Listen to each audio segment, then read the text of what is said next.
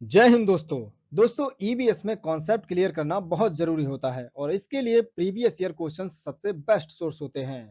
तो आज हम यूपी टेट 2018 के ईबीएस क्वेश्चंस को डिटेल में और कम समय में समझेंगे। दोस्तों मेरा नाम है अजय मौर्य और आप देख रहे हैं टीचिंग विद स्किल। तो टीचिंग विद स्किल में आप सभी का स्वागत है। तो चलिए शुरू करते हैं दोस्तों आज की शानदार और बेहतरीन क्लास। प्यारे साथियों, ये अपना चैनल ही नहीं बल्कि हम सबका परिवार है, तो इसको प्यार देना और सपोर्ट करना बिल्कुल मत भूलिएगा। दोस्तों रफ्तार सीरीज शुरू होने जा रही है, तो वीडियो को लाइक और सब्सक्राइब कर दीजिए। तो चलते हैं साथियों प्रश्नों की तरफ। प्यारे साथियों, पहला प्रश्न आपकी स्क्रीन पर आ चुका है। विश्व पर्यावरण दिवस कब मनाया जाता है? तो ऑप्शन है 2 दिसंबर, 16 सितंबर, 5 जून या 11 जुलाई। तो दोस्तों इसका राइट आंसर ऑप्शन तीसरा सही हो जाएगा। 5 जून को विश्व पर्यावरण दिवस मनाया जाता है साथियों।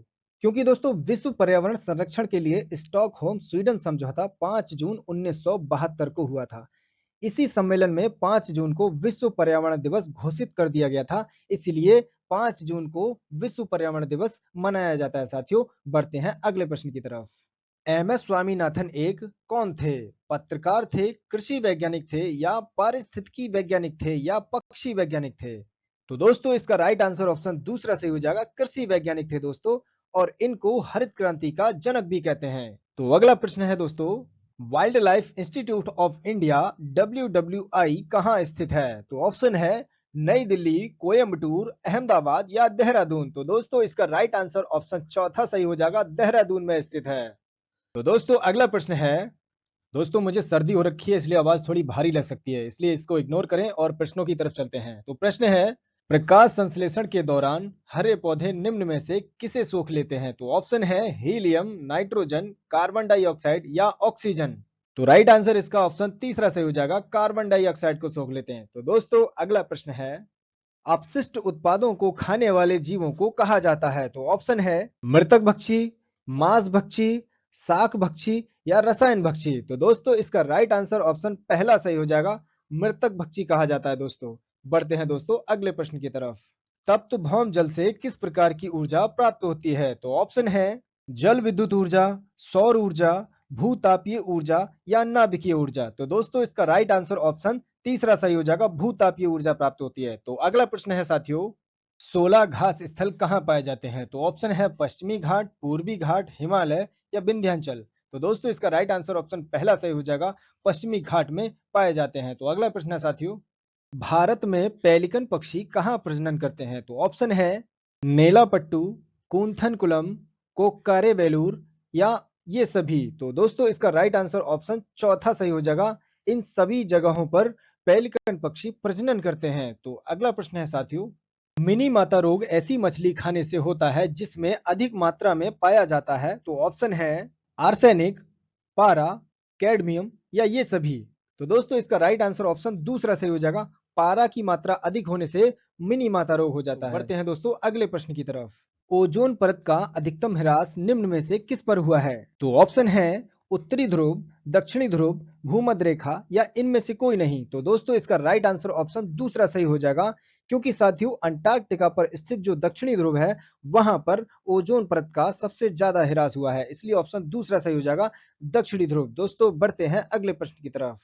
इनमें से कौन भारत का प्रथम मुख्य न्यायाधीश था? तो ऑप्शन है एम पतंजलि शास्त्री, मेहर चंद महाजन, हीरालाल जेकानिया, SR दास। तो दोस्तों इसका राइट आंसर ऑप्शन तीसरा सही हो जाएगा, हीरालाल जेकानिया प्रथम मुख्य न्यायाधीश थे। तो बढ़ते हैं दोस्तों अगले प्रश्न की तरफ। रेड डाटा बुक किससे संबंधित है? तो ऑप्शन है नदियों में प्रदूषण, घटता भूगर्भ जल स्तर, विलुप्ति के करीब जीव या वायु प्रदूषण। तो दोस्तों इसका राइट आंसर ऑप्शन तीसरा सही हो जाएगा, विलुप्ति के करीब जो जीव हैं उससे संबंधित है ये रेड डाटा बुक। तो अगला प्रश्न है साथियों, इनमें से कौन वर्तमान राष्ट्रीय महिला आयोग की अध्यक्ष हैं?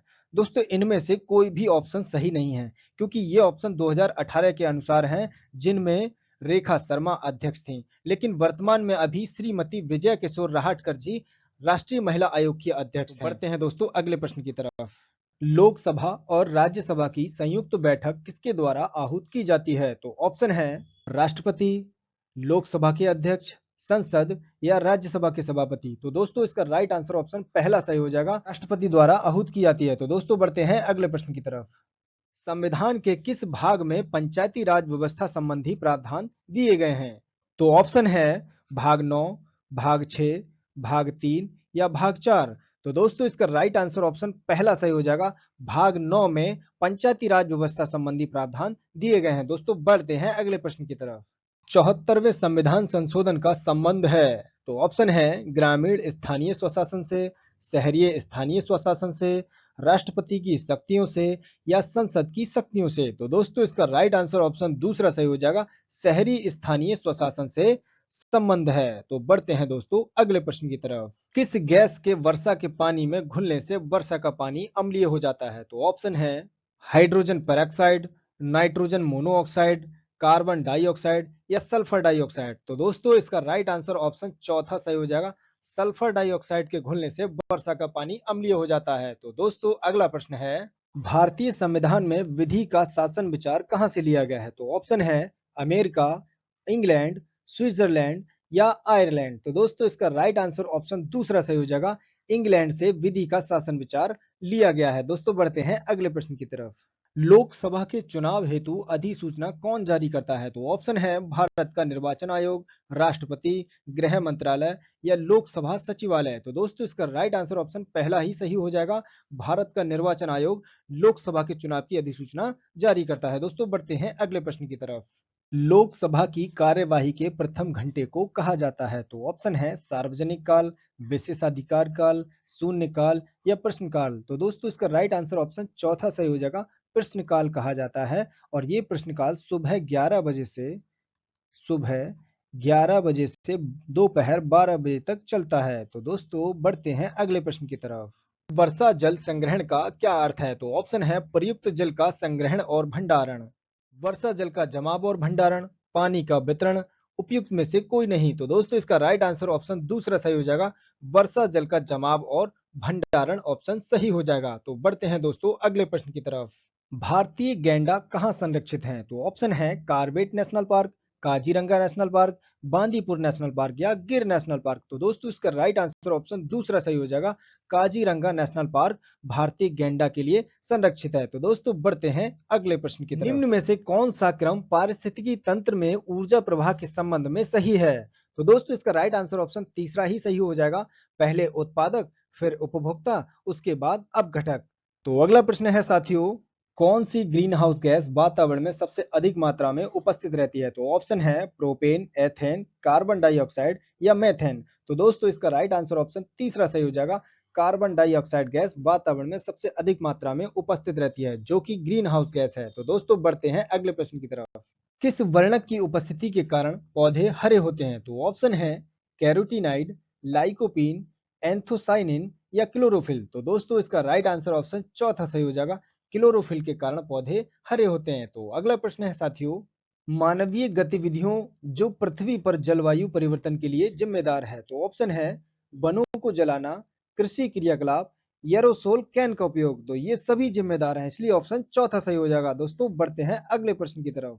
यूफोर्बिएसी फैमिली की कौन सी फसल बायोडीजल उत्पन्न करने के लिए जानी जाती है? तो ऑप्शन है जेट्रोफा, कॉपर लीफ, कैंडल नट ट्री या सर्पगंधा। तो दोस्तों इसका राइट आंसर ऑप्शन पहला सही हो जाएगा, जेट्रोफा की फसल बायोडीजल उत्पन्न करने के लिए जानी जाती है। तो दोस्तों बढ़ते हैं अगले प्रश्न की तरफ। जड़ी बूटियों की रानी भारत की सबसे पवित्र जड़ी बूटी है। इस औषधीय पौधे का हिंदू धर्म में महत्व है और इसका वानस्पतिक यानी साइंटिफिक नाम ओसिमम सैक्टम है। इसको मुख्यतः किस नाम से जाना जाता है? तो ऑप्शन है तुलसी, रोजमेरी, अजवा तुलसी के फूल या धनिया। तो दोस्तों इसका राइट आंसर ऑप्शन पहला से हो जाएगा, तुलसी के नाम से जाना जाता है। दोस्तों बढ़ते हैं अगले प्रश्न की तरफ। पीने के लिए सुरक्षित पानी को क्या कहते हैं? तो ऑप्शन है पीने योग्य पानी, आशुद्ध जल, ताजा जल या नल का पानी। तो दोस्तों इसका राइट आंसर ऑप्शन पहला से हो जाएगा, पीने योग्य पानी कहते हैं। साथियों बढ़ते हैं अगले प्रश्न की तरफ।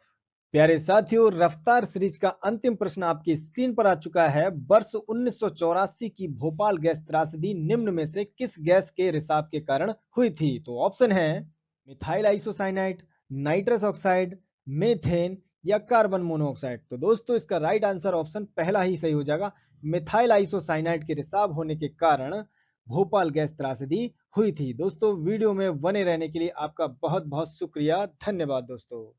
दोस्तों आपका एक सब्सक्राइब हमें और बेहतर कंटेंट बनाने की प्रेरणा देता है, इसलिए चैनल को सब्सक्राइब कर लीजिए और वीडियो को लाइक करके अपने दोस्तों में शेयर जरूर करें। मिलते हैं दोस्तों अगली वीडियो में एक नए टॉपिक के साथ, तब तक सीखते रहिए टीचिंग विद स्किल के साथ। धन्यवाद दोस्तों।